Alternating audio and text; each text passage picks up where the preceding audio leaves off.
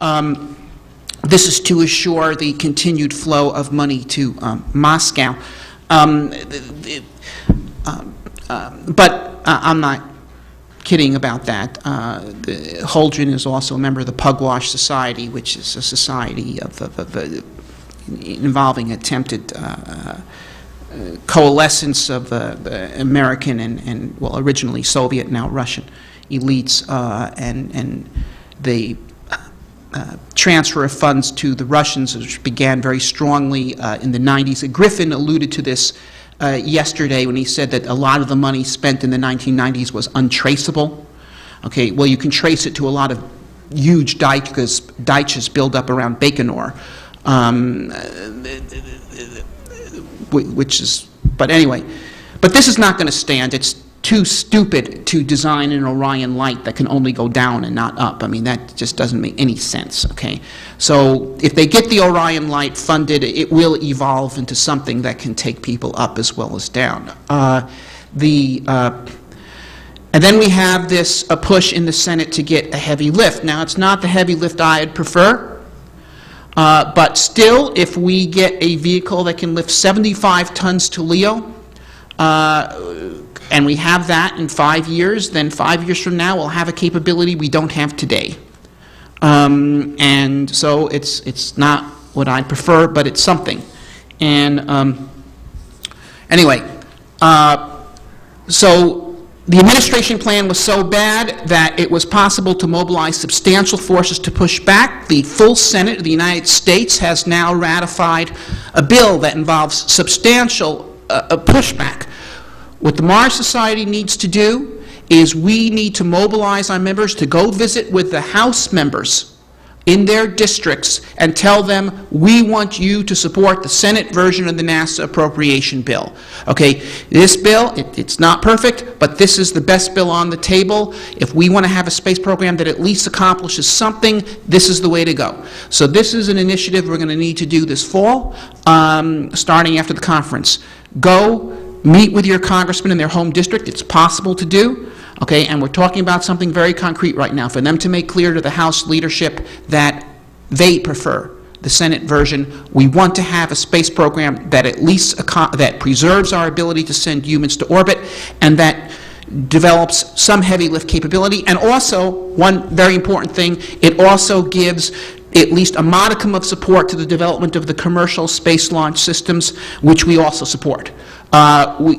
These companies aren't there yet. We don't want to bank the House on their success, but we need to move them along. The Senate bill provides $1 billion or so to help move them along.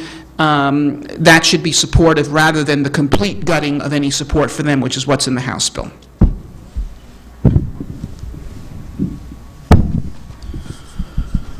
Very well said. My name is Tony Muscatello. I am a research and development chemist. I work at the NASA Kennedy Space Center. I spoke last year about one of my main projects, which is called Resolve, which would be a lunar rover that would drill for volatiles near the south pole of the moon somewhere. Also working on carbothermal reduction just as a contracting officer. I'll be speaking about that this afternoon. I need to put a caveat here. I am not a NASA spokesman. I am here on my own time and money, and in no way, shape, or form is anything I say to be intended to represent NASA policy. So when the NASA budget came out on February 1st, I was on Mauna Kea for the carbothermal reduction demonstration. And spoke with a few people there, heard a little bit about it, and since I'm a technology guy, I liked having technology development in there. But Bob is absolutely right. We need to have it focused on a mission, a goal, and a time frame. And I'm just as enthusiastic as anybody else. Mars is the goal. The time frame is a decade or less because we've already proven that you can't do it in more than that time. the plan falls apart. You have too many political changes over that more than 10 years. The momentum cannot be sustained, except in the case of Apollo, where we had the Soviet Union as our competition, and and even then, it probably wouldn't have lasted more than 10 years. So what's left? Well, there's no point in talking much about the February 1st budget plan because, that's not going to fly, as we already know. The Senate bill is probably a lot closer to what we'll wind up with, as Jeff and Bob have said. So what's in there?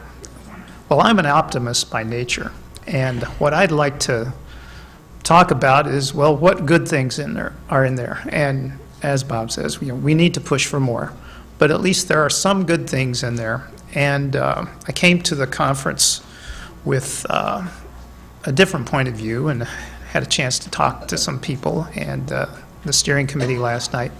And so what I think is left, though, is the commercial human space flight aspect of the Senate plan, and it's based on what came out on the February 1st budget. And so why is that? Why is that important? As Bob just alluded to, the commercial human space flight is something that we all want. If you look on the Mars Society webpage and on the purpose of the Mars Society, it says the Mars Society will work towards private human missions to Mars. Well, in order to have private human missions to Mars, you've got to have private commercial suppliers of the hardware to get you to Mars. So what I see here, and Mike Griffin did a terrific job of starting commercial space flight with the COTS program, which is proceeding. Back in early June, SpaceX and Elon Musk launched the first Falcon 9, and I was outside watching, and they warned us that, if it exploded, stay away from the windows, et cetera, et cetera. I wonder how many people were hoping that it would explode, because that's competition for NASA rockets. But it didn't explode. It succeeded, not 100%. There were a couple anomalies, sure. First flight of anything, you would be surprised if there weren't something that was out of line. It had a little bit of rotation as it took off, and then the second stage had some rotation, but they're addressing that, and it's supposed to be another launch in early September, and I'm sure they'll have those fixed. The first one made its launch altitude, etc. So I think we're on a good path there. So, and Elon Musk has made it no secret. He's said this at other conferences, the Mars Society convention, that, he's about getting people to Mars, including himself. So, he's got personal commitment going for him there. And there are other suppliers of launch vehicles that can be put into the commercial realm that's different than just having a government contract, that you can start developing a market, and this market can start developing profits. And in Elon's case, and maybe others, that profit can be plowed into developing other capabilities. And primarily, what that could lead to is a commercial heavy lift vehicle.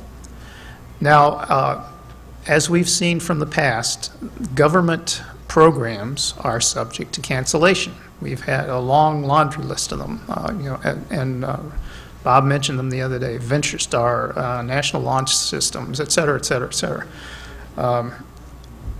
Can't remember them all because it's a very long list.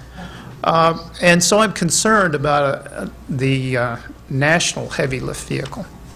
And so I'm all for it. I think we need to push for that. That's an essential component for Mars exploration. And so what we need is a backup plan. And I think the commercial human spaceflight capability is our backup plan. That is, if the heavy lift vehicle doesn't survive the next 5 years, and with the budget situation and the deficits and all that, it's going to be like a sore thumb sticking up. It's single-use type launcher. It doesn't have other customers besides NASA. So if we can get commercial human space flight further along, well, Bob just gave me a long list here. Shuttle C, ALS, Advanced Launch System, National Launch System, National Aerospace Plane, X-33, Space Lifter, Space Launch Initiative, Constellation, yes, what's that? Venture Star. Venture Star, and Space Exploration Initiative. It's a sad story. So what we need is to support both the heavy lift vehicle, the government version, and support human space flight via commercial suppliers. So with that, at least we'll have two legs to stand on. The nuclear defense program has what they call a triad. We have bombers, we have missiles, we both land and sea-based. So, even if you lose one of those through some sort of preemptive strike, you still have two other sources to defend yourself with. Well, at least in getting to Mars, we need at least two legs, because on one leg we're not stable. We're going to fall if something happens to that one leg. And so that just about wraps up what I have to say about it. I got to admit to you, I was very disappointed on April 15th after President Obama came to the Kennedy Space Center and announced the plan. It's going to take 15 years just to go to a freaking asteroid. That's it's not that hard a mission. You just fly out. You don't have to land on anything. You don't have to slow down very much, and then you can just give a little push and come back. The Delta V's are manageable. And then it was another 10 years, he said, till 2025, until we could even land on the moons of Mars. 2035. I'm sorry, 2035. 25 years from now. I'll be 75 years old in 25 years, so 85, I'm sorry. Wish I were 75.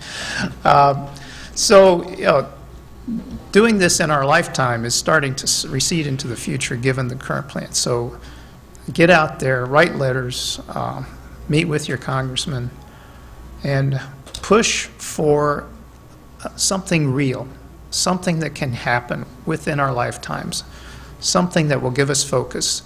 As was mentioned a couple of times already, NASA's budget is the same as it averaged during the Apollo era.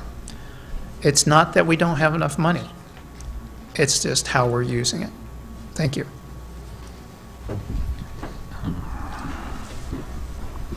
Hello, I'm Gary Fisher. I'm a founding member of the Mars Society and a former steering committee member, and a founder and director of Explore Mars. And I want to just put in the disclaimer here. Please don't confuse what I'm about to say, which is likely to be ill-informed and confused and sometimes heretical, with the policies of the Mars Society or Explore Mars. This talk, I guess, is titled The Obama Plan, Breakthrough or Dead End. I think I'll start perhaps by addressing the vision, the overall vision that's in this plan, this proposal. I thought about the breakthrough part and came up with nothing. The dead end part, it implies basically that you're coming to a complete stop, and that's not what's being proposed here. It's more of a road to nowhere, which, you can drive down a road to nowhere forever and get nowhere. It's closer to what's been proposed here.